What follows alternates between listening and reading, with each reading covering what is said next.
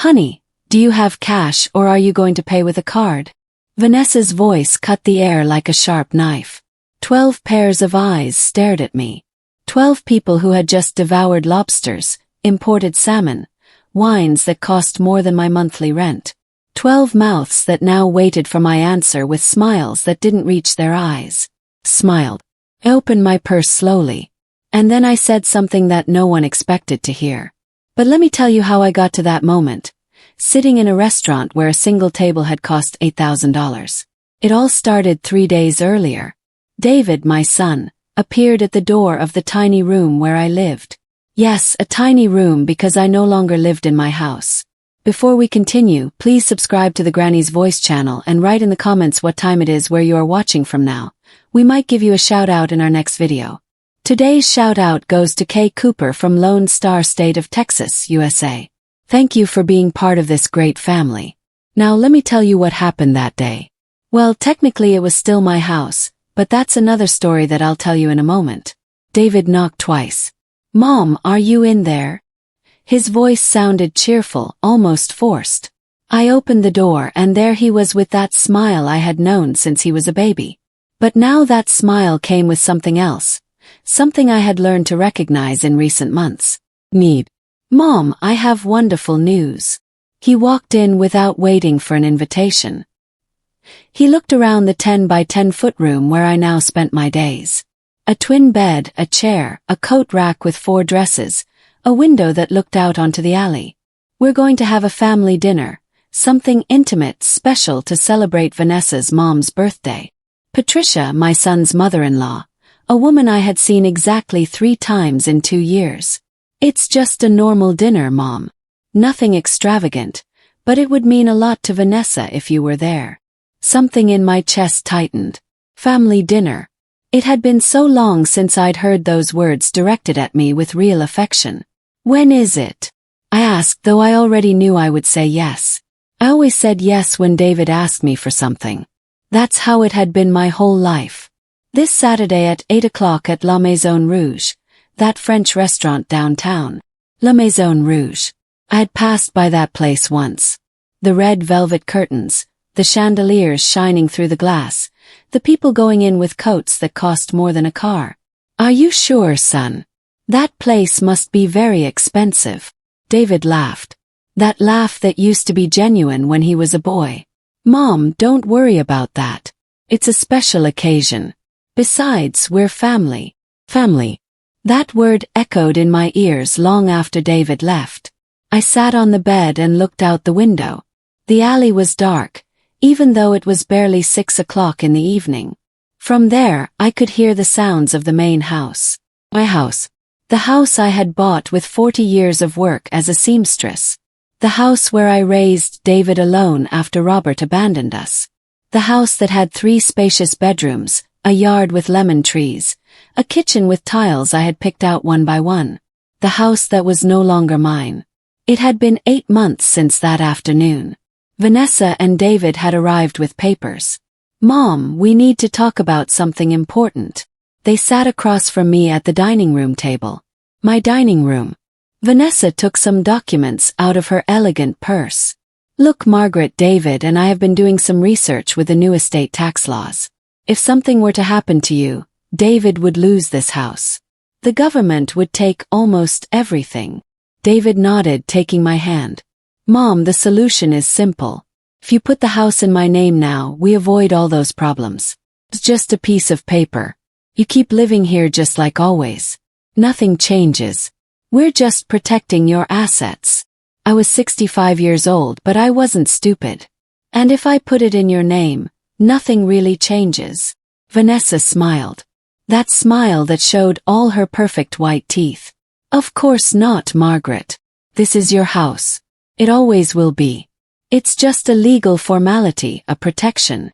I looked at David, my son, my only son, the boy I had raised alone, the man who was now looking at me with pleading eyes. All right, if you say it's for the best.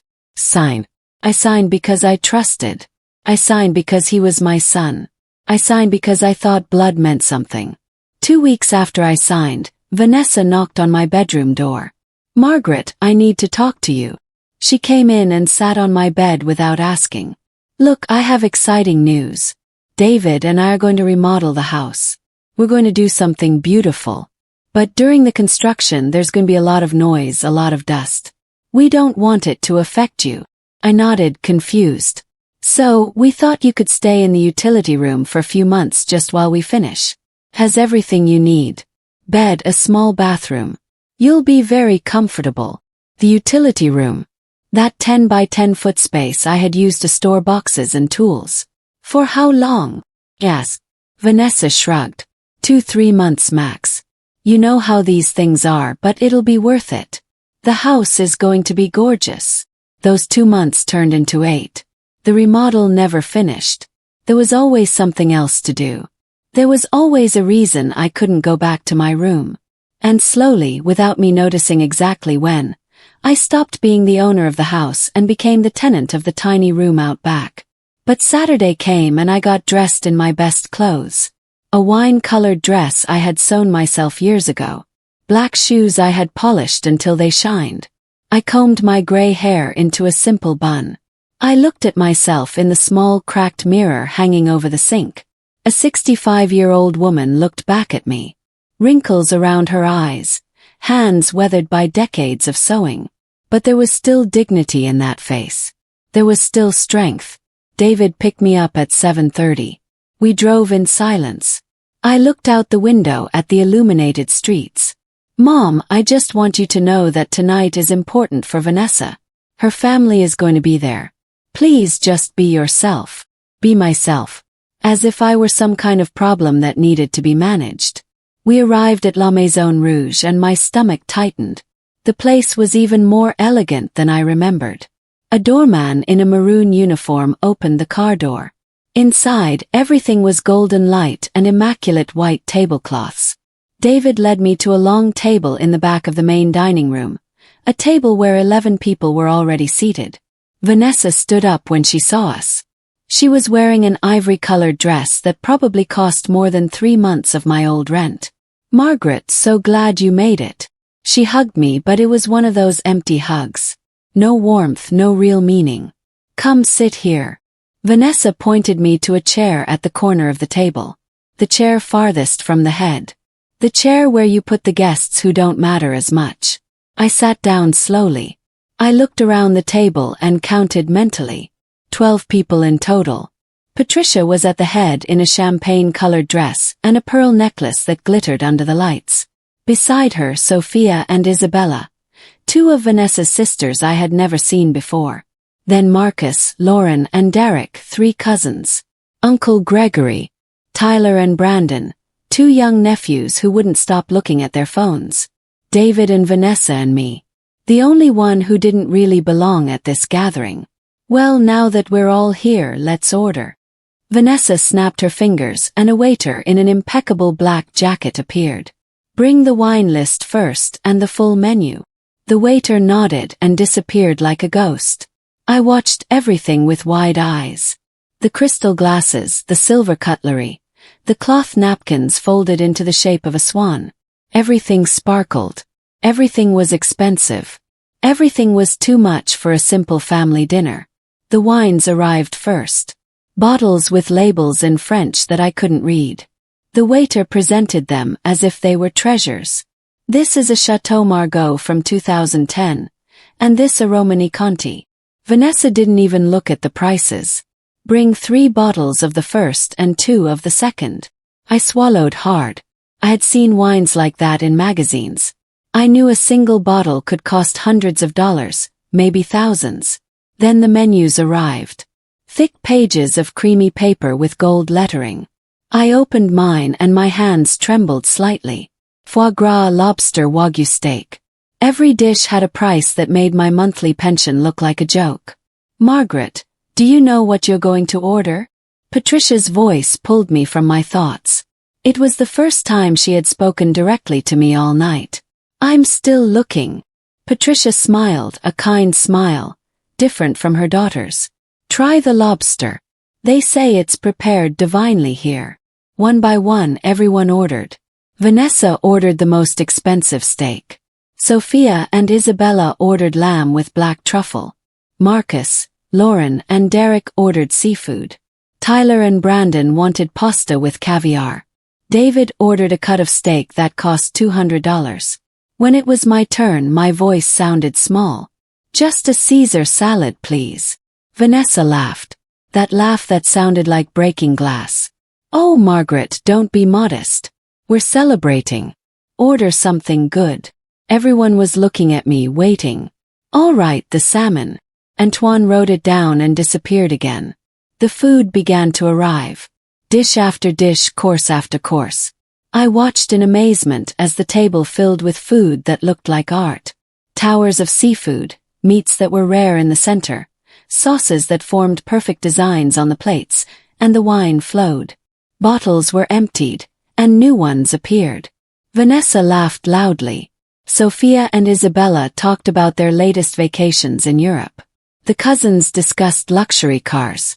I ate my salmon in silence, trying to make myself invisible. "Mom, are you okay? You're very quiet." David leaned toward me.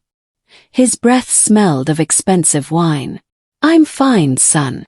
Just tired." He nodded and went back to his conversation with Uncle Gregory about investments and stocks. Kept eating slowly. Every bite tasted like guilt.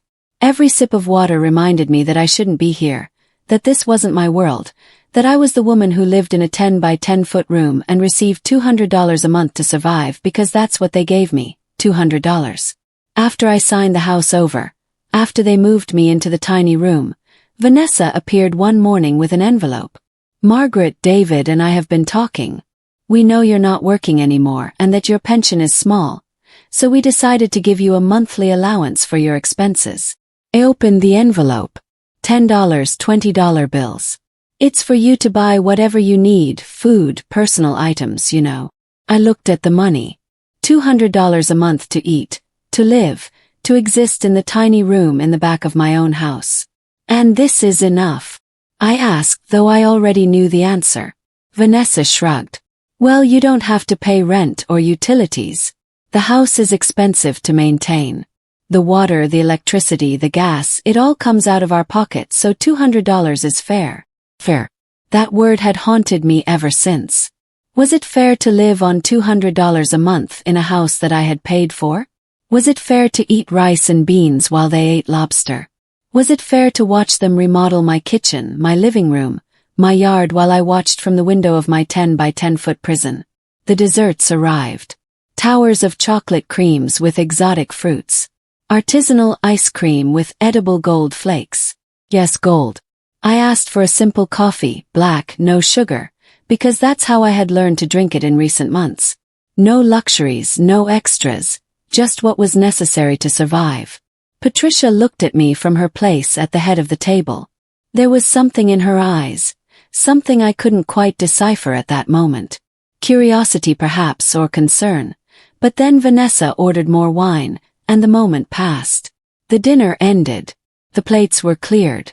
The conversations grew louder with alcohol. I just wanted to go home. Well, to the tiny room, because that was the only thing I could call home now. David was laughing with the cousins. Vanessa was hugging her sisters. Everyone was happy. Everyone but me. Then the waiter appeared with a silver tray. And on that tray, a black leather folder, the check. The waiter placed it in front of Patricia first. She opened it, looked at the number, and her eyebrows raised slightly. Then she did something unexpected. She closed the folder and slid it down the table directly to me. Everyone stopped talking. Everyone turned to look. The black leather folder rested in front of me like a coiled snake. I didn't want to open it. I didn't want to see the number, but Vanessa spoke, and her voice cut the silence like a well-sharpened knife. "Honey, do you have cash or are you going to pay with a card?" She said, "Honey." But the word sounded empty, cold, calculated. I looked up and met her gaze. Her smile was perfect. Too perfect. As if she had practiced this moment in front of the mirror. "I'm sorry." My voice came out weaker than I wanted.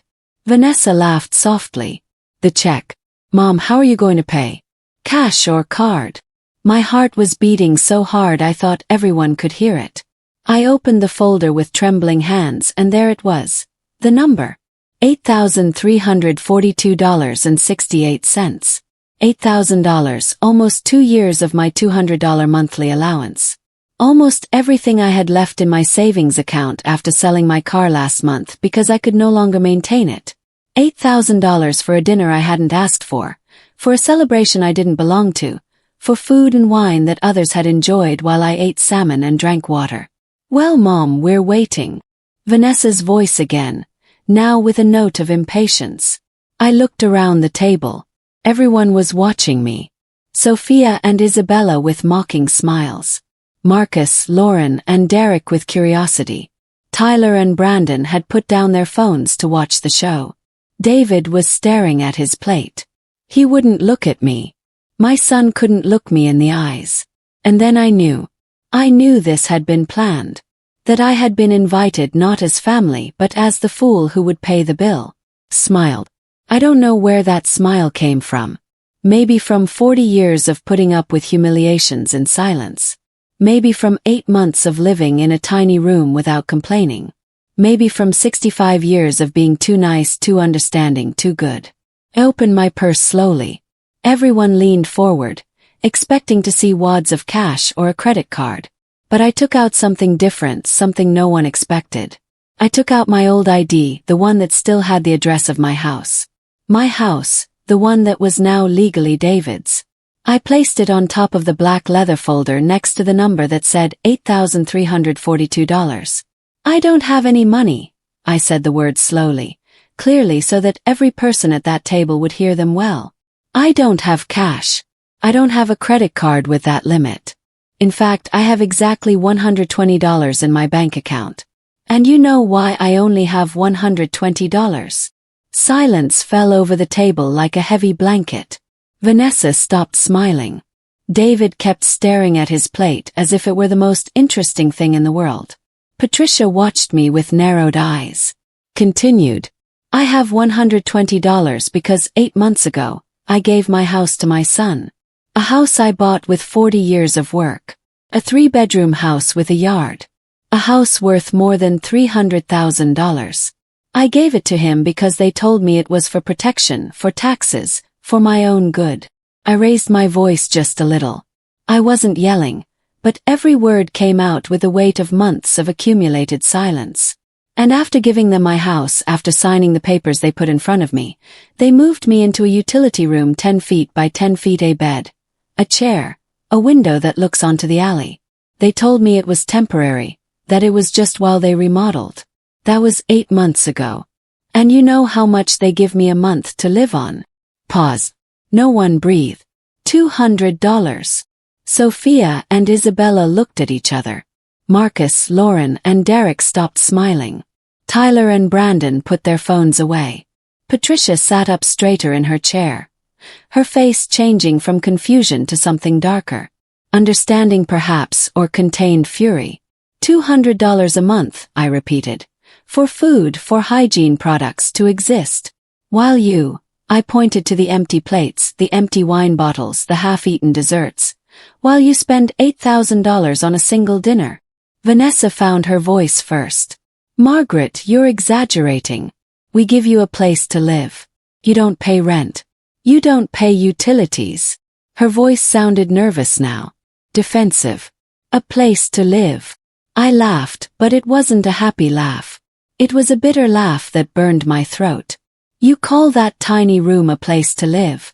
The space where I used to keep brooms and boxes, where the sun doesn't come in, where the bathroom is so small I can barely turn around. Mom, please. David finally spoke. He finally looked at me. His eyes were red. I don't know if it was from the wine or from shame. Don't do this here. We can talk at home. At home. How ironic. At home, David. In my house that's no longer mine. In the tiny room where you locked me away, like a piece of old furniture that's in the way. My voice broke a little, but I didn't cry. I wasn't going to give them that satisfaction. Patricia stood up. Her chair scraped against the wooden floor with a loud sound that made everyone jump. Vanessa. Her voice was low. Dangerous. Is this true? Vanessa opened her mouth, closed it, opened it again. Mom, she's exaggerating. We take care of her. We give her money. We feed her. Patricia took a step toward her daughter.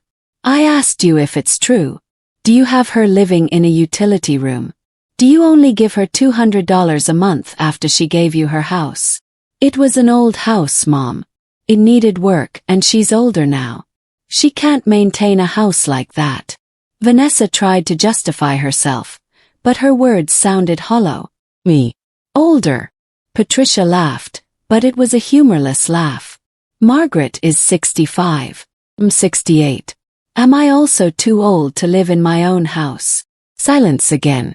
But this one was different. This was the silence before the storm. Vanessa, I asked you a question. Patricia wasn't yelling. She didn't need to. Her voice had that authority only mothers can have. Did you take her house?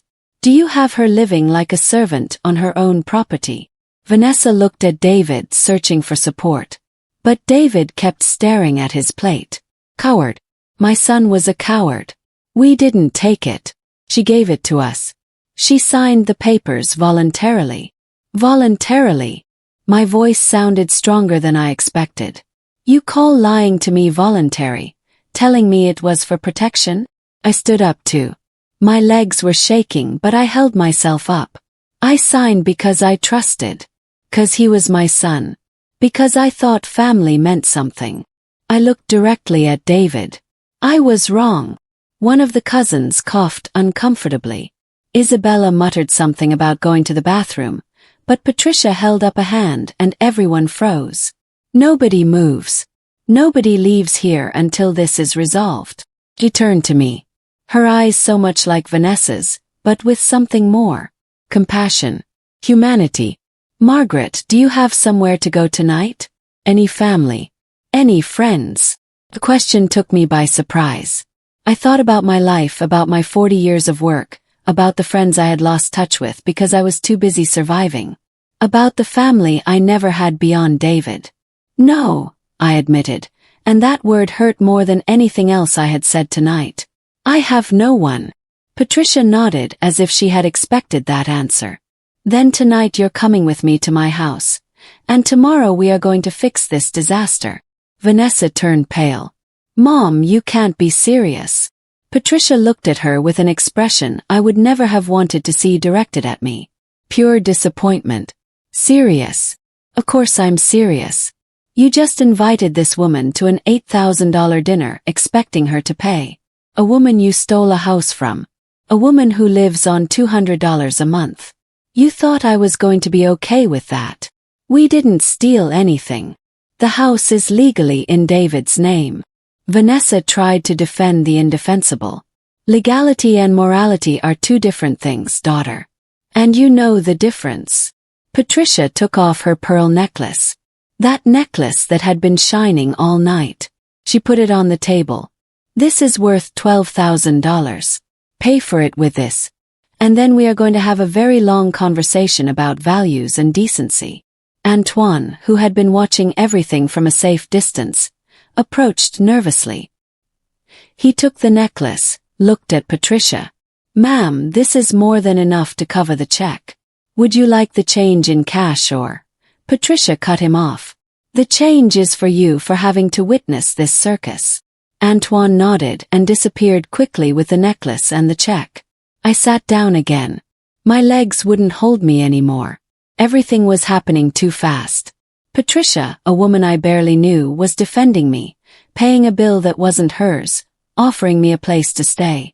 And my own son was still sitting in silence, saying nothing, doing nothing. David, I said his name softly. Look at me. He lifted his gaze slowly. There were tears in his eyes, but I didn't feel pity. I just felt tired.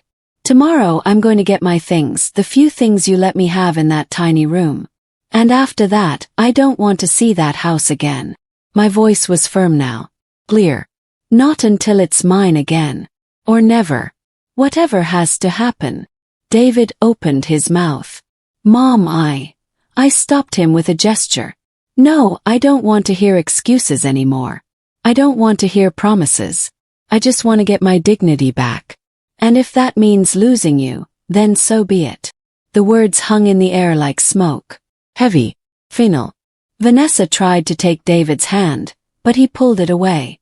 Something had changed in his face. Something had broken. Patricia put her hand on my shoulder. Let's go, Margaret. That's enough for tonight. I stood up. I grabbed my small purse. I looked one last time at that whole table, at those 12 people who had witnessed my humiliation and my liberation in the same night. I walked toward the restaurant exit with Patricia by my side. Every step hurt. Not from physical exhaustion, but from the weight of what had just happened. I left the table behind. I left David behind. I left behind 8 months of silent humiliation. James, the doorman, opened the door for us and the cold night air hit my face. I took a deep breath. It was the first time in a long time that I felt I could truly breathe. Patricia's car was an elegant black sedan, but not ostentatious. She opened the passenger door for me. A simple gesture that made me feel more human than I had felt in months. I sat down. The seat was soft, comfortable. It smelled like expensive perfume and new leather. Patricia sat in the driver's seat and started the engine. For the first few minutes, neither of us spoke. Just the sound of the engine and the night traffic filled the space between us. I'm sorry. Patricia finally broke the silence. Her voice sounded tired, defeated. I had no idea what my daughter was doing to you. If I had known. She stopped, took a deep breath. I should have known. I should have paid attention. I looked out the window. The city lights passed by like blurry stars. It's not your fault. You had no way of knowing. I didn't tell anyone either. I was ashamed to admit that my own son had done this to me. The shame should be theirs, not yours. Patricia turned on a corner. We were entering a neighborhood I knew by sight. Big houses, manicured lawns, the kind of place I never thought I'd set foot in. Vanessa wasn't like this before. Or maybe she was, and I didn't want to see it. She was always ambitious, always wanted more, but I never thought she'd be capable of something so cruel. Her voice broke a little at the end. We arrived at a 2-story house with a cream-colored facade and large windows. Patricia parked in the driveway. It's a lot for one person, she said as if she had to justify the size of her house. But I like the space. I like being able to walk without bumping into walls. She looked at me meaningfully. I understood the message. She knew what it was like to live in a tiny space. Or at least she could imagine. We went inside. The house smelled like lavender and clean laundry. The floor was light wood. The walls were painted in soft tones. There were paintings hung with care, potted plants, a staircase that went up to the second floor. The guest room is upstairs. Has its own bathroom. Clean linens, towels, everything you need. Patricia led me up the stairs. Every step felt higher than the last. Not from the physical effort but from the unreality of it all. The room was 3 times bigger than the tiny room where I had lived for 8 months. A queen-sized bed with an ivory-colored comforter, a vanity with a mirror, an armchair by the window, curtains that looked like silk, a bathroom with a bathtub. With a bathtub. I hadn't taken a bath in a tub since they moved me to the utility room. There was only a tiny shower stall I could barely fit in. Rest. Patricia put her hand on my shoulder again. We'll talk tomorrow. Tomorrow we'll figure out what to do. For now, just rest. She left and closed the door softly. I stood in the middle of the room, looking at everything, touching the bed to make sure it was real. I sat on the edge. The mattress was soft. My hands were shaking. And then, only then, did I allow the tears to come. Cried. I cried for the 8 lost months. I cried for the house that had been mine. I cried for the son I had raised and who had betrayed me. I cried until there was nothing left inside. I woke up to the sun streaming through the window. For a moment I didn't know where I was. Then I remembered the restaurant, the check, Patricia, the guest room. I got up and looked at myself in the vanity mirror. A 65-year-old woman with swollen eyes and messy hair looked back at me. But there was something different, something in the eyes, a spark that had been extinguished for months. Determination. I went downstairs, following the smell of coffee. Patricia was in the kitchen, sitting at a wooden table with a mug in her hands. "Good morning. Did you sleep well?" I nodded, although it was a lie. I had slept little, but I had slept without the noise from the house in the background. Without hearing Vanessa and David walking through what had been my living room. Without feeling like I was an intruder in my own life. "There's coffee, toast, fruit. Help yourself." I poured myself coffee in a white ceramic mug. Black, no sugar. Patricia watched me. "Margaret, I need to ask you something important, and I need you to be completely honest with me." She took a sip of her coffee. "When you signed the papers for the house, did you read everything? Did you understand what you were signing?" I thought about that day. About the papers Vanessa had put in front of me. About the words I didn't fully understand. About the hurry they were in to have me sign. "I didn't read everything," I admitted. Vanessa explained it was for protection to avoid taxes. She told me nothing would change, that I would still be the owner in spirit, that it was just a piece of paper. Patricia nodded slowly. "Were there witnesses when you signed?" I tried to remember. There was a notary or someone who said he was a notary. A young man in a gray suit. He came to the house. He was there for less than half an hour. He had me sign 3 or 4 different papers. "Do you remember his name?" I shook my head. "No." Vanessa called him. She said it was a favor, that he was coming because she knew him. Patricia put her mug down on the table with more force than necessary. "A favor. Of course." She stood up and began to pace the kitchen. "Margaret, I think what they did to you isn't just immoral. I think it might be illegal too." My heart started to beat faster. "What do you mean?" Patricia stopped and looked at me directly. "If they made you sign under pressure without really explaining what you were signing, without giving you time to seek independent legal counsel, that's coercion. And if that notary was someone Vanessa knew and who didn't properly verify that you understood everything, then the transfer could be invalid." Hope, a dangerous word. But there it was, growing in my chest like a plant after the rain. "How can we find out?"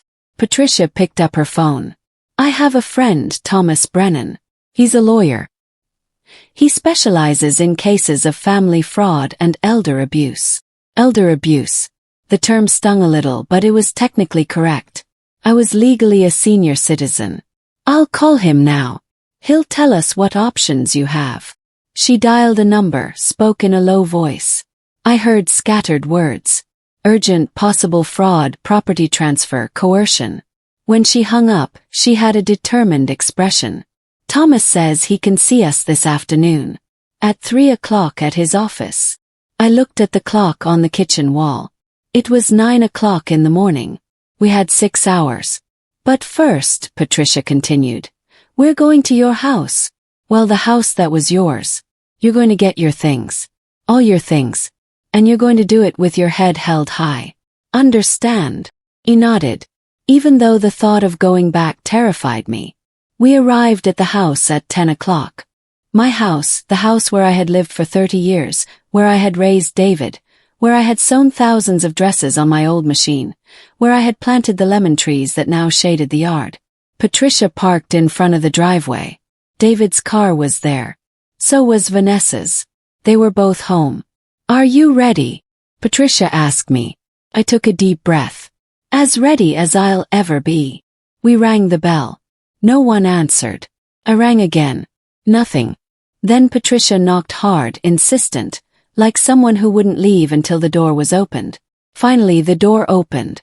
Vanessa stood there dressed in gray sweatpants and a t-shirt. No makeup, swollen eyes. She had been crying. "What do you want?" Her voice was harsh, defensive. "Margaret is here for her things," Patricia said with authority. "And you are going to let her in now." Vanessa looked at both of us. For a moment I thought she would slam the door, but then she stepped aside. We walked in. The living room was just as I remembered. Well, not exactly. They had changed the furniture. My old brown sofa had been replaced with a modern beige one.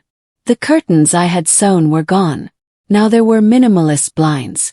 My wooden coffee table was gone. In its place was one of glass and metal. My house. But it didn't feel like my house anymore. "Where's David?" asked. Vanessa pointed upstairs. "Still asleep. He drank a lot last night after you left." Course. My son was sleeping while I came to pick up the pieces of my life. "The utility room is this way." I walked down the hall. I passed by what had been my bedroom. The door was closed. I continued to the back, to the door that led to the utility room. Opened it. There it was. My life reduced to 10 feet by 10 feet, the bed where I had slept for 8 months. The chair where I sat to read because there was no room for anything else. The rack with my 4 dresses. Box with my shoes. Another with old photos and memories. My hairbrush, my worn-out Bible. My entire life fit into 2 small suitcases. How sad was that? 65 years summed up in 2 suitcases. I started to pack. Patricia came in behind me and looked around. I saw her face change. I saw her eyes fill with contained fury as she took in the space where I had lived. "My God," she whispered. This is inhumane." I kept folding my clothes, methodical, automatic movements I had perfected over these months. Fold, store, minimize, make my existence take up the least amount of space possible. "Do you need help?" Patricia asked. I shook my head. "I can do it. Thank you." But she didn't leave. She stood there watching as a silent witness to my humiliation. I packed my dresses, my shoes, the box with photos of David as a baby, when we were happy, when I was just his mom and he was just my son. Before Vanessa, before the greed, before everything fell apart. Then I saw something under the bed. An old shoebox. Pulled it out. Inside were the documents I had saved for years. My birth certificate, David's birth certificate, my marriage certificate to Robert, the divorce papers, and something else. The purchase papers for the house, the originals, the ones that proved I had paid every cent, that this house was mine. My heart started to beat faster. "Patricia." My voice came out shaky. "Look at this." I showed her the documents. She took them and began to read them carefully. Her eyes moved quickly over the pages. "Margaret, this is gold. This proves you bought the house, that it was yours, free of any mortgage, that no one else had a claim to it." She carefully put them in my suitcase. "Thomas needs to see this. Today." I finished packing. 2 suitcases, 1 box of photos. That was all I was taking from 8 months in the utility room. I stood in the doorway and looked at the space one last time. That place where I had cried so many nights. Where I had eaten cold beans because I didn't even have a microwave. Where I had felt like my life was worthless. "Goodbye," I whispered, and I closed the door. We left the tiny room. Vanessa was in the living room, sitting on her new sofa, looking at her phone. She didn't even look up as we passed, but I stopped. Something in me broke. Or maybe it was fixed. "Vanessa." She looked up. "I want you to know something. You can keep the furniture. You can keep the new curtains. You can keep everything you changed. But this house, these walls, this roof, I paid for all of it with my sweat, with my hands, and I'm going to get it back." Vanessa laughed, but it was a nervous laugh. "Good luck with that. The house is in David's name legally. You signed the papers. You have 0 right to it." I took 1 step closer. Just 1. "Do you know what's saddest about all this? It's not that you took my house. It's not that you made me live in a storage room. It's that you convinced my son that it was okay. That's what I'll never forgive you for." The words hung in the air. I walked out of the house with Patricia behind me. I heard fast footsteps. "Mom!" It was David. He had finally come downstairs.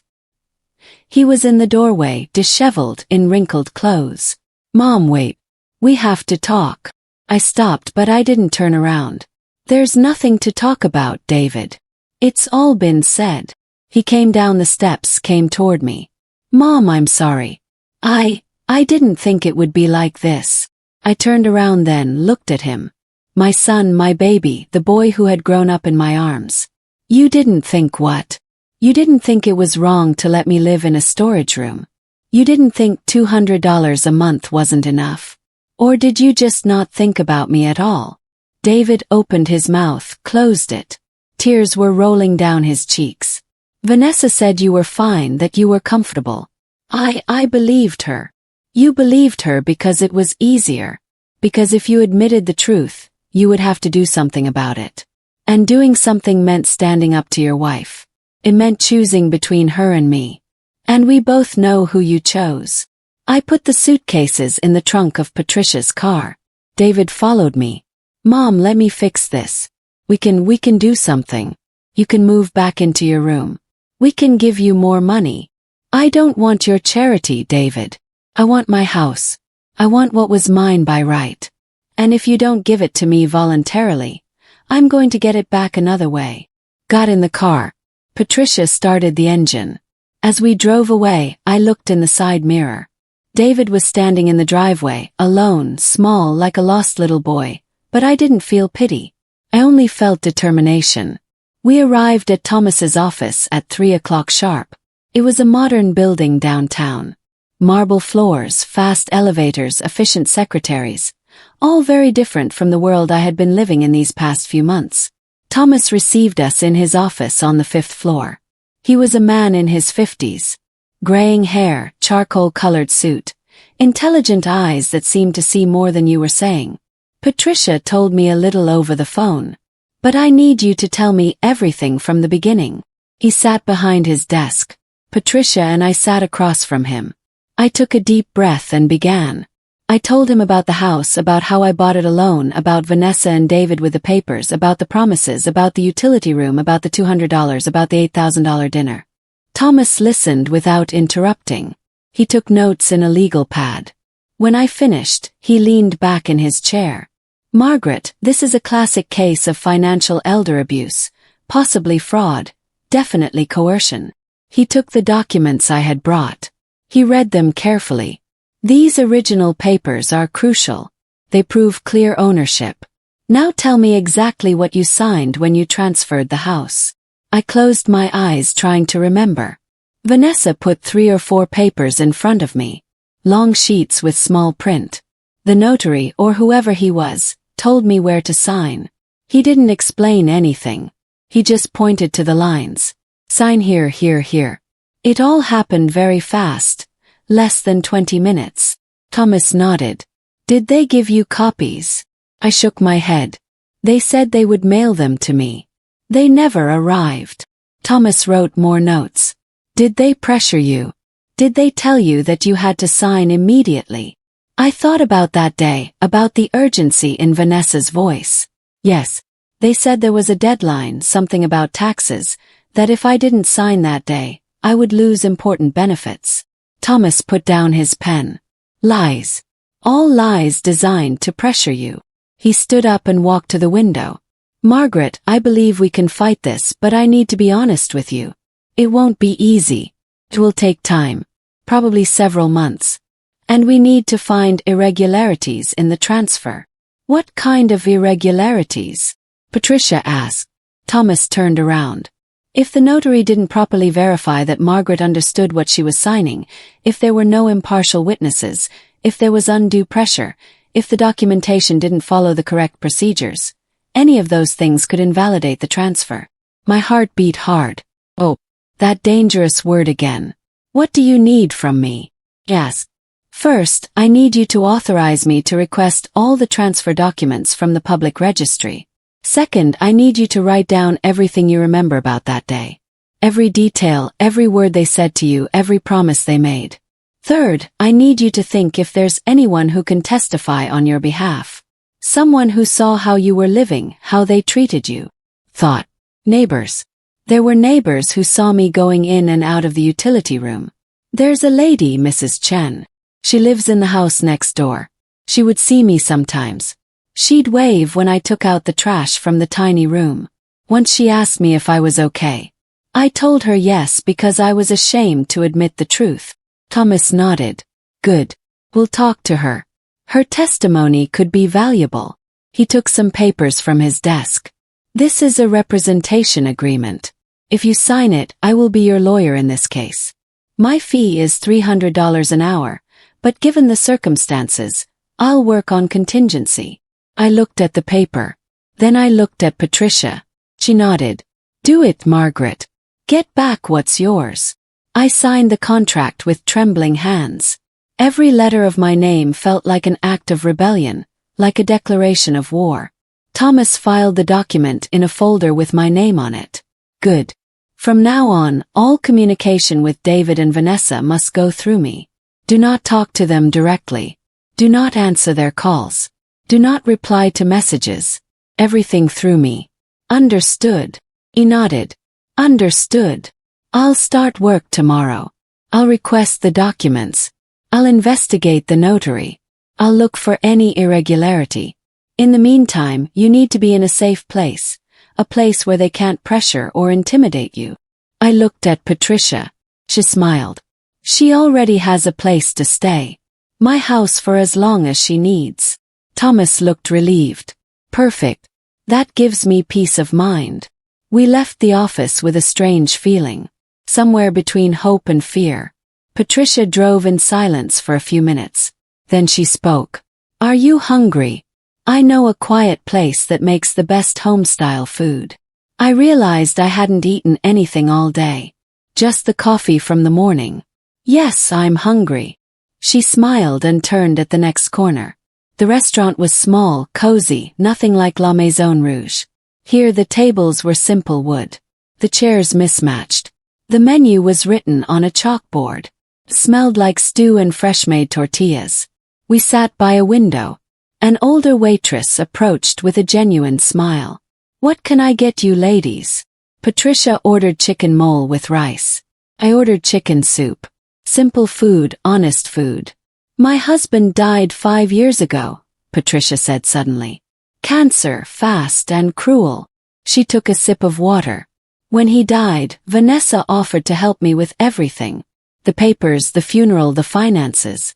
Thought it was love. But now, I wonder if she was just seeing how much she could inherit. Her eyes filled with tears. I never thought my daughter was capable of what she did to you. I reached my hand across the table and took hers. It's not your fault. You didn't make her this way. People make their own choices. Patricia squeezed my hand. But I raised her. Somewhere something went wrong. Somewhere I stopped teaching her what matters. The food arrived. Steaming, aromatic. Ate slowly. Every bite tasted like normalcy, like dignity, like life. For the next few days, I stayed at Patricia's house. We established a routine. I would wake up early and make coffee. She would come down and we'd have breakfast together.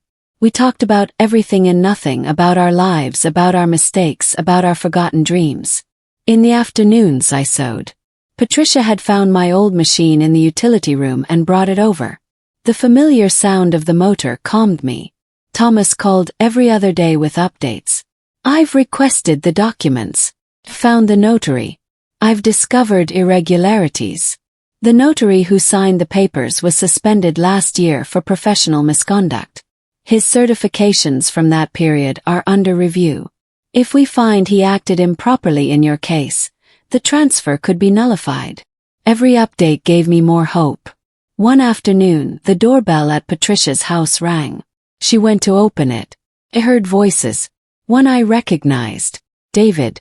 My heart sped up. You can't come in. Margaret doesn't want to see you. Patricia's voice was firm. Please. I just want to talk to her. 5 minutes. David sounded desperate. Came down the stairs. Patricia looked at me. He nodded. It's okay. 5 minutes. David came in. He looked terrible. He had lost weight. He had deep circles under his eyes, wrinkled clothes. Mom. His voice broke when he saw me. Thank you for agreeing to talk to me. We sat in the living room. Patricia stood nearby like a guardian. You have 5 minutes. Talk, I said without emotion. David took a deep breath. Mom, I'm sorry. I'm sorry for everything. Vanessa and we've been talking. We want to give you the house back. The silence filled the room. Patricia and I looked at each other. Give the house back, I repeated slowly. David nodded. Yes, We want to make things right. Transfer it back to your name. No conditions, no tricks. We just want you to come back. Something in my chest tightened. But it wasn't relief. It was suspicion. Why now? Why not 2 months ago? Why not when you had me living in that tiny room? David looked down. Why? Because Thomas is investigating. Because we found out the notary had problems. Because our lawyer told us we could lose the house anyway and also face criminal charges. There it was, the truth. It wasn't remorse. It wasn't love. It was fear. Fear of the consequences. So you're not doing it because it's right. You're doing it because it's convenient. Mom, please. I know you're angry. But this is what you wanted, right? To get your house back. We're offering it to you. No fight. No long trial. David leaned forward. We can sign the papers this week. Everything goes back to the way it was. I stood up. No, David. Nothing can go back to the way it was because before I trusted you. Before I believed my son loved me more than a house. Before I thought family meant something. I walked to the window, looked out at Patricia's garden, the well-tended flowers, the green grass. If you give me the house back now, it will be because you decided to, because you had mercy. But I don't want mercy. I want justice. I want a judge to tell you that what you did was wrong. I want it on the record. I want you to face the consequences. I turned back to him. So no, I don't accept your offer. David turned pale. Mom, you're making a mistake. If this goes to trial, it could take years. You could lose. And in the meantime, where will you live? What will you do? Smiled. A sad but firm smile. I'm going to live here with Patricia. I'm going to sew. I'm going to get my dignity back and I'm going to wait because I have something you don't. Right. I have the truth on my side. Mom. David tried to approach. I held up a hand. Your 5 minutes are up. Patricia, please show my son to the door. Patricia opened the door. David stood there looking at me as if waiting for me to change my mind. But I didn't budge. I didn't move a muscle. Finally he left. I heard his footsteps walking away. I heard his car start. I heard the silence he left behind. You did the right thing, Patricia said, putting her hand on my shoulder. I know it's hard.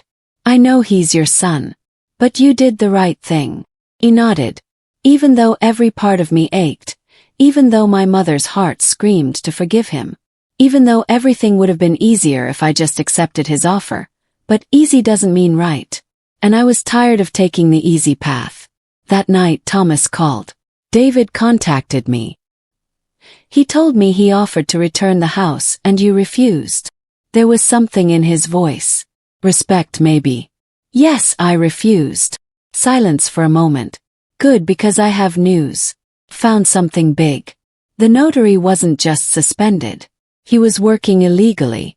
All transfers Kevin Walsh certified during that period are null and void. Completely invalid. My breath hitched. What does that mean? Thomas laughed. A laugh of victory. It means the transfer was never legal. Means the house never stopped being yours. Technically, legally, you are still the owner. We just need a judge to confirm it officially. And with the evidence we have, that's practically a guarantee. Tears started to roll down my cheeks. But this time they were tears of relief. How long will it take? I asked with a shaky voice. Hopefully 2 or 3 weeks. I have contacts at the courthouse. I can expedite the process given the urgency and nature of the case. Margaret, you're going to get your house back and David and Vanessa are going to have to answer for what they did. I hung up the phone and sank into the sofa. Patricia sat next to me. She didn't say anything. She just held me while I cried. The next 2 weeks passed in a strange haze of anxiety and hope. Thomas worked tirelessly. Every day brought new updates. He had filed the lawsuit. He had gotten an emergency hearing. He had subpoenaed David and Vanessa. He had found more evidence of the irregularities. The case was coming together like a puzzle where every piece fit perfectly. Patricia accompanied me to every meeting with Thomas. She had become more than my advocate. She had become my friend. In the evenings, we sat in her living room with chamomile tea and talked about life. You know what's the saddest part? I told her one night. I just wanted to be a good mother. I just wanted my son to be happy. And somehow that made me an easy target. Patricia nodded. Love shouldn't make us vulnerable. But it does. Mrs. Chen, my neighbor, agreed to testify. Thomas interviewed her at her home. I saw everything, she told him.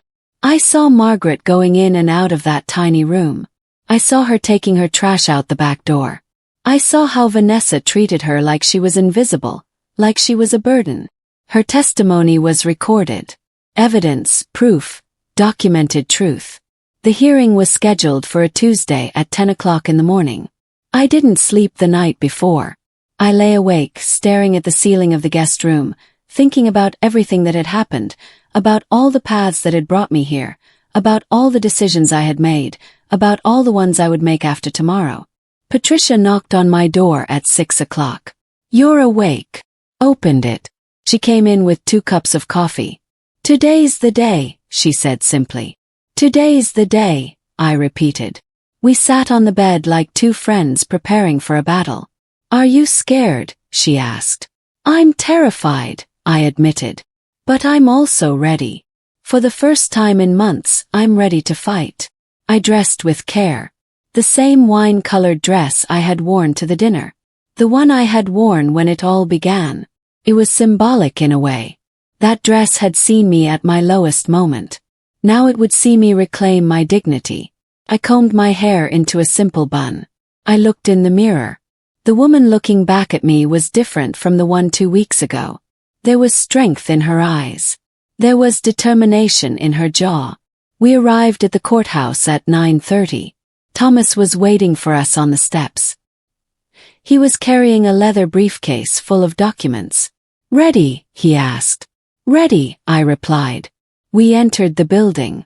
Long hallways with marble floors, wooden doors with gold plaques, the smell of old paper and pending justice. The courtroom was smaller than I expected. Wooden benches, a bench for the judge, 2 tables for the parties. David and Vanessa were already there, sitting at their table with their lawyer, an older man in an expensive suit and a serious expression. When they saw me enter, Vanessa turned her face away. David looked at me directly. There was a plea in his eyes. Forgiveness maybe, or just fear. I didn't look away. I held his gaze until he looked down first. All rise, a bailiff announced. The judge entered. Judge Catherine Morrison, a woman in her 60s, short gray hair, glasses, black robes. She sat behind her desk and looked at the papers in front of her. Case number 5732.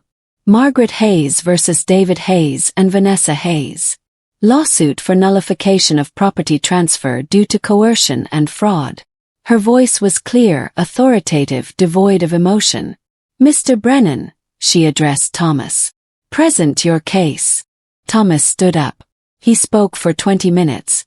He explained the whole story, the house I had bought, the papers they made me sign, the broken promises, the utility room, the $200, the $8,000 dinner. He presented the original purchase documents. He presented the recorded testimony of Mrs. Chen. He presented the evidence about the suspended notary. Your Honor, Thomas concluded, my client was the victim of a deliberate scheme to strip her of her property. She was manipulated, pressured, and abandoned. And all this was executed by her own son and daughter-in-law, people she trusted implicitly. We ask that the transfer be declared null and void, and that the immediate return of the property to its rightful owner be ordered. Judge Morrison nodded and looked at David and Vanessa's lawyer. Mr. Harrison, your turn. The lawyer stood up. He tried to argue that I had signed voluntarily, that I had understood the terms, that I was living on the property rent-free, that I was receiving financial help, but his words sounded hollow, empty, especially when the judge interrupted him. Mr. Harrison, how do you explain that the notary who certified this transfer was suspended at the time? The lawyer stammered. Your Honor, my clients were unaware of that suspension. It was an error made in good faith. Judge Morrison looked over her glasses. An error in good faith.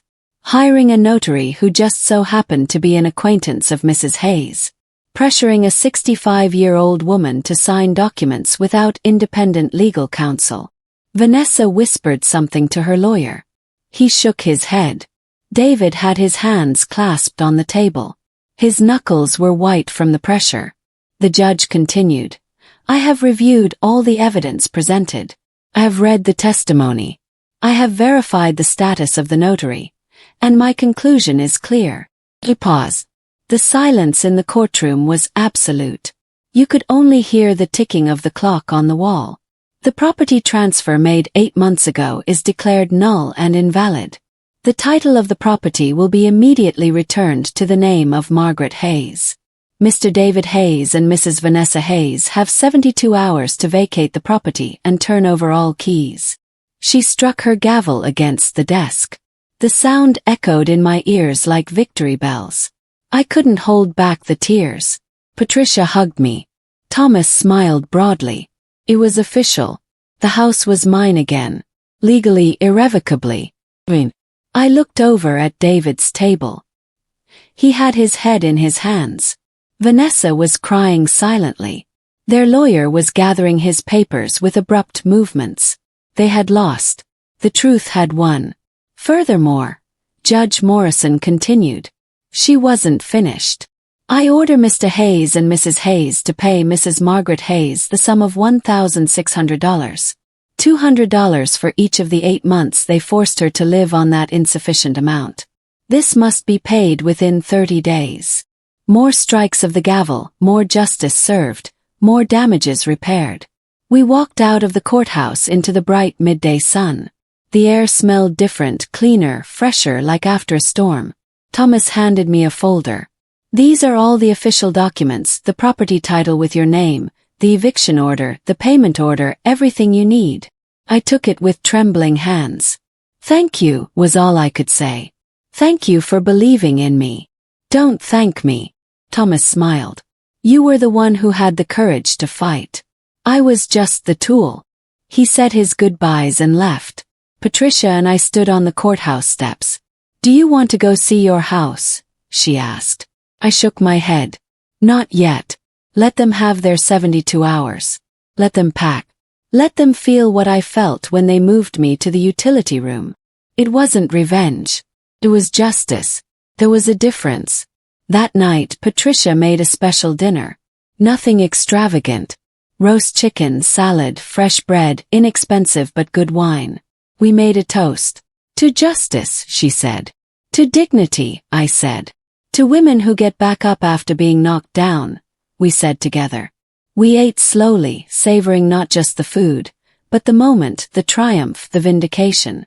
On the third day, exactly 72 hours after the ruling, Patricia and I went to the house. My house. Thomas accompanied us with a locksmith just in case, but it wasn't necessary. The door was unlocked. We walked in. The house was empty. Completely empty. David and Vanessa had taken everything. The new furniture, the curtains, the appliances, everything. Only the walls remained, the floors, the ceilings, the structure that I had paid for. I walked through the empty house. My footsteps echoed against the hardwood floors. The echo reminded me of how it used to be when the house was full of life, of laughter, of memories. I went into what had been my bedroom. The walls were bare. They had left marks where pictures used to hang, pictures I had bought, photos I had framed. They had taken them all. I went to the kitchen, empty too. They hadn't even left the tiles I had chosen with such care. They had torn them from the walls. Only stains of cement and empty spaces remained. It was as if they had wanted to erase all trace of me. Everything I had built, everything I had been in this house. But they couldn't erase the walls. They couldn't erase the structure. They couldn't erase the fact that this was mine. I went out to the yard. The lemon trees were still there. Old strong survivors. I went to the biggest one and touched its rough trunk. We survived, I whispered to it. We both survived. The tree had been giving lemons for 30 years. It had seen David grow up. Had seen good times and bad, and it was still there like me. Patricia appeared by my side. It's empty, she said unnecessarily. Yes, I replied. But it's mine and that's what matters. She smiled. What are you going to do now? I looked around. At the bare walls, at the empty spaces, at the infinite possibilities. I'm going to start over. I'm going to fill this house with things that really matter. Not expensive furniture, not fancy decorations, just simple, honest, real things. Patricia nodded. I'll help you. For the next few weeks, Patricia and I worked together. We bought second-hand furniture, a simple but comfortable bed, a dining table we found at a garage sale, mismatched but functional chairs, simple white cloth curtains, basic plates and glasses. I didn't need luxury. I just needed enough. And for the first time in a long time, enough was more than enough. I went back to my sewing machine. I set it up in what had been my bedroom, now my workroom. I started sewing again, not just for me, for others. Mrs. Chen recommended me to her friends. They needed alterations, dresses taken in, pants hemmed. I charged fair prices. Not a lot, but enough to live, enough to buy food, enough to pay utilities, enough to feel useful. The check for $1,600 arrived on the 29th day, one day before the deadline. I deposited it in my account. I didn't spend it all. I saved half just in case. The other half I used to buy things for the house. A new blender, frying pans, soft towels, small luxuries that reminded me I was alive, that I had survived, that I had won. Patricia came to visit 3 times a week. We drank coffee at my new table. We talked about everything. Her life, mine, how we had gotten here. Have you heard anything from David? She asked me one day. I shook my head. Nothing. He hasn't called. He hasn't come by. It's as if I died to him. The words hurt to say. But they were true. And you? Patricia asked softly. Do you miss him? I thought about the question, about the honest answer. I miss the boy he was, the son I thought I had, but the man he became. No, I don't miss him because that man was capable of hurting me. And I don't need that kind of pain in my life. Patricia took my hand across the table. You're stronger than you think. One afternoon, I was sewing when I heard the doorbell. I left my work and went to open it. It was David standing on my doorstep, on the doorstep of my house. He had lost more weight. He looked haggard, tired, old for his 42 years. Mom! His voice was barely a whisper. Can I come in? I looked at him. This man who had been my baby, my reason for living, my greatest joy and my greatest disappointment. What are you here for, David? I asked, not opening the door all the way.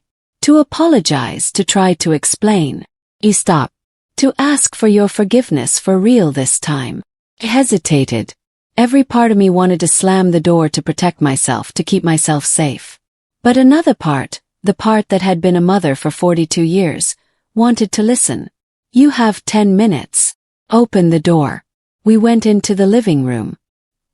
He looked around at the simple furniture, the unadorned walls. You took everything, I said. It wasn't a question. It was a statement. Vanessa insisted. She said they were ours, that we had bought them. David sat on one of the mismatched chairs. I tried to leave some things, but she... He stopped. No, that's a lie. I didn't try hard enough. I let her make all the decisions like always. Where is Vanessa now? Yes. David looked at his hands. She left. She said she couldn't be with someone so weak, someone who couldn't even keep his own mother's house. He laughed bitterly. Ironic, isn't it? She left me because I lost what she forced me to take from you. I didn't feel satisfaction hearing that. I just felt sadness. Sadness for everything that had been broken. For everything that couldn't be repaired. Mom, I know I have no right to ask you for anything. I know I hurt you. I know I was a coward. But I want you to know something. He looked up. His eyes were red. Every night I wake up thinking about that tiny room. About how I let you live there. About how I did nothing. And I hate myself for it. I hate myself more than you could ever hate me. Tears rolled down his cheeks. I sat across from him. I don't hate you, David. Hate requires energy I don't have anymore. What I feel is sadness. Sadness that I lost my son. Sadness that you chose a house over your mother. Sadness that I don't know if I can ever trust you again. My voice was calm. No anger, no poison, just truth. But most of all, sadness because I don't know who you are. The David I raised would never have done this. I don't know who I am either, he admitted. I lost my way at some point. Vanessa had so many dreams, so many plans, and I wanted to give her everything. I wanted to be the husband she deserved, but in the process, I forgot to be the son you deserved. He wiped his tears with the back of his hand. And now I've lost everything. The house, Vanessa, everything. You didn't lose the house, David. It was never yours to lose. It was stolen. There's a difference. I stood up. Your 10 minutes are up. I need you to leave now. David stood up too. Is there any chance? Any way you can forgive me someday? I looked at him directly. I don't know. Maybe with time, with real actions, with true change. But not today. Today it still hurts too much. David nodded. He walked to the door. He stopped on the threshold. I love you, Mom. I know I didn't show it. I know I failed you. But I love you. I always have. I always will. I closed the door softly after he left. I leaned against it. The tears finally came. I cried for what could have been, for what would never be, for the broken relationship that might one day heal or might not. That night, Patricia came for dinner. I told her about David's visit. She listened without interrupting. Do you think you'll ever forgive him? She asked when I finished.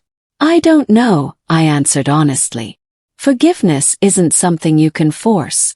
It has to come naturally with time, with healing. For now, I just want to live my life, rebuild what was broken. Find peace. That's wise.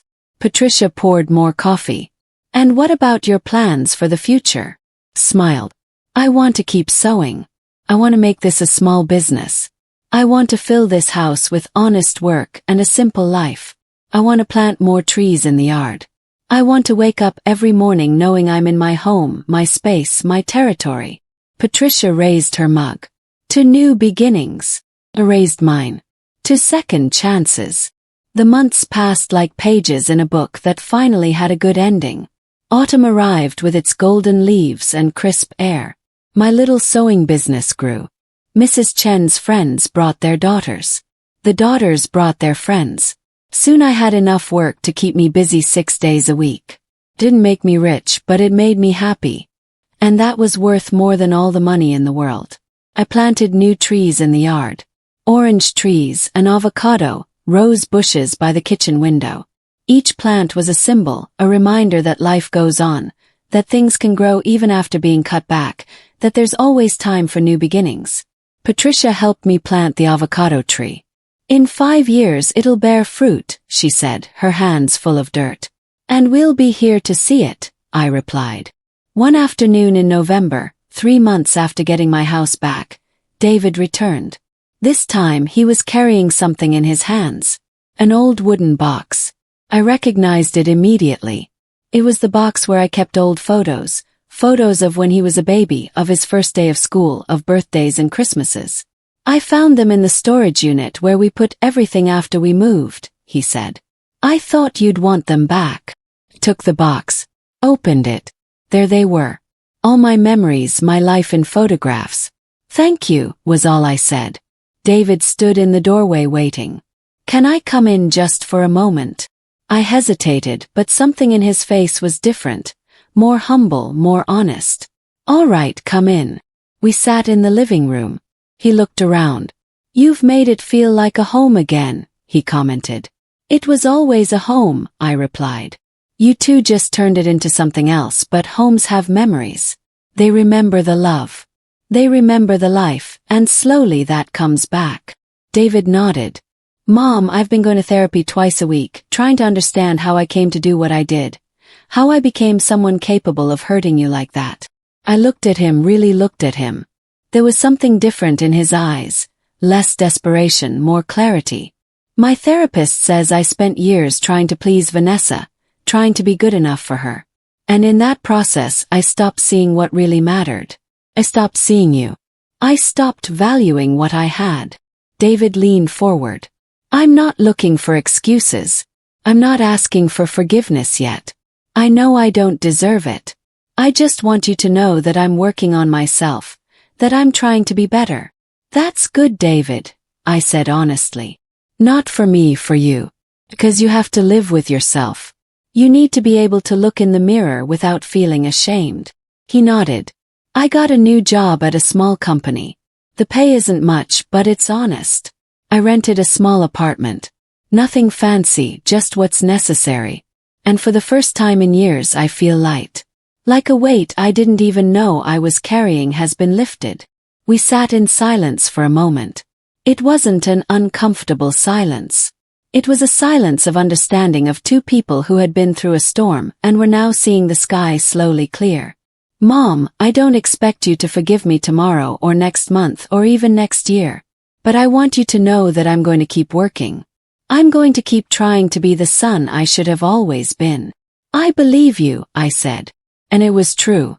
Something in his voice, in his posture, in his eyes, it told me this time was different. But David, you need to understand something. Forgiveness doesn't mean everything goes back to the way it was. It doesn't mean you can just walk back into my life as if nothing happened. Things changed. I changed, and our relationship, if it's going to exist, has to be different. I understand, David stood up. And I accept that. I accept that I earned this. That I deserve the consequences of my actions. He walked to the door. Can I come visit from time to time? Not often. Just so you can see I'm keeping my word. So you can see I'm changing. Thought about it. Once a month on Sundays at 3 o'clock in the afternoon. If you're even 1 minute late, I won't open the door. I'll be here, he promised. And he left. I looked at the box of photos he had brought. I took it to my room and pulled out the photographs one by one. My smiling baby. My little boy losing his first tooth. My teenager at his graduation. My son at his wedding to Vanessa. There I was in all the photos, smiling, proud, loving. I didn't know then what was to come. But I also didn't know how strong I would be when it arrived. Patricia came over that night as always. I told her about David's visit, about the photos, about his promise to change. Do you believe him? She asked. I want to believe him, I replied. But I've also learned to protect myself. I've learned that love doesn't mean being blind. That family doesn't mean accepting anything. That forgiveness doesn't mean forgetting. Patricia smiled. You've learned well then. We ate dinner at my little table. Vegetable soup I had made. Bread that Patricia had brought. Cheap but cheerful wine. You know, Patricia said, when I first found out about Vanessa, I thought I had failed her as a mother, that I had done something wrong for her to be capable of what she did to you. But my therapist helped me understand something. Sometimes people make bad choices no matter how they were raised. It's not always the parents' fault. It's hard not to feel guilty, I admitted. I also wonder constantly what I did wrong with David, where I messed up. Patricia shook her head. You raised a good boy. The choices he made as an adult were his, not yours. You gave him love. You gave him values. You gave him everything you had. What he did with it was his choice. Her words comforted me in a way I hadn't expected. The first Sunday of December, at exactly 3 o'clock in the afternoon, I heard the doorbell. It was David, punctual. He was carrying simple flowers from the market, white daisies. Not expensive roses, not fancy arrangements, just simple, honest flowers. I thought you might like these, he said shyly. Took them. I do. I put them in a vase with water. We sat in the living room. We talked for half an hour about his job, about his therapy, about small, unimportant things. We didn't talk about the past. We didn't talk about what had been broken. We just existed in the present for 30 minutes. The months passed like that. David came every first Sunday. Always punctual, always with simple flowers, always respectful of the time I gave him. Slowly, the conversations became easier. Slowly, I started to see glimpses of the son I remembered. Not the same. He would never be the same, but someone better, maybe, someone who had learned, someone who had grown through pain. In the spring, a year after I got my house back, Patricia and I were in the yard. The trees we had planted were growing well. The old lemon tree had given its best harvest in years. The air smelled like flowers and fresh earth. "You're happy," Patricia stated suddenly. I thought about the question, about everything that had happened, about everything I had lost, about everything I had won. "Yes," I replied, surprised by my own voice. "I am happy. Not in the way I expected, not in the way I planned, but I am happy." I looked at my house, my yard, my hands weathered by honest work, my simple but full life. I lost my son for a while. I lost my house. I lost my dignity. But I got them back. Maybe not exactly as they were, but I got them back. And that makes me stronger. Patricia put her arm around my shoulders. "Do you know what I admire most about you?" she asked. "Not just that you fought. A lot of people fight. What I admire is that you didn't let the bitterness consume you. That you didn't let the pain turn you into someone cruel. That you found a way to keep being yourself despite everything." Her words filled me with a warmth I hadn't felt in a long time. That night I sat in my living room. In my house. I drank coffee from my favorite mug. I looked out the window at the yard where the fireflies were beginning to glow. And I thought about the whole journey. From that horrible dinner at La Maison Rouge to this moment of perfect peace. Had been painful. Had been hard.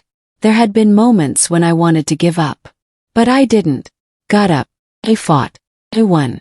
And now, sitting in my own house, in my own chair, drinking my own coffee, I could say with total honesty something I hadn't been able to say in a long time. I looked at the stars beginning to appear in the sky. I looked at the trees swaying in the gentle breeze. I looked at my simple but genuine life.